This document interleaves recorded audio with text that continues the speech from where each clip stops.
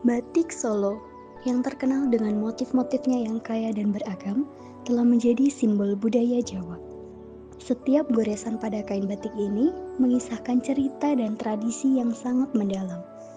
Di sisi lain, tenun Nusa Tenggara Timur dengan teknik ikatnya yang khas dan warna-warna alami yang menawan mencerminkan kekayaan budaya dan kearifan lokal masyarakat Nusa Tenggara Timur. Ketika kedua tradisi ini bersatu, hasilnya adalah karya yang tidak hanya estetis, tetapi juga syarat makna.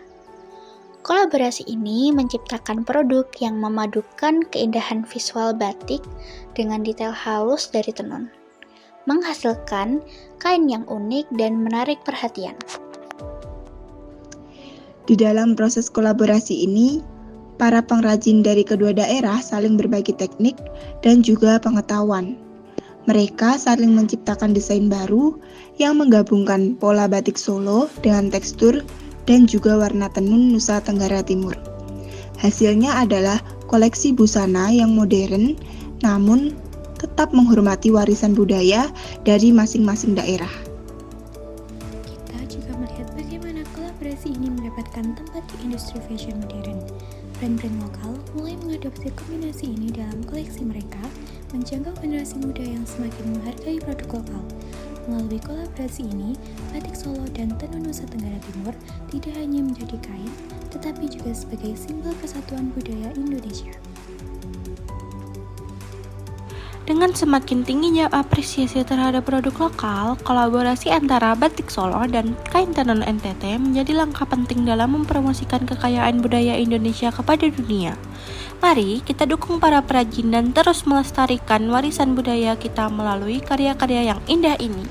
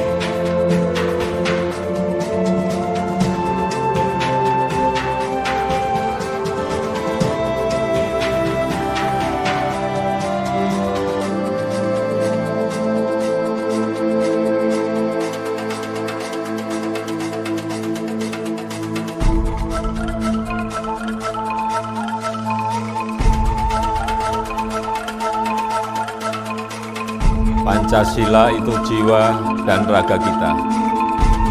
Ada di aliran darah dan detak jantung kita.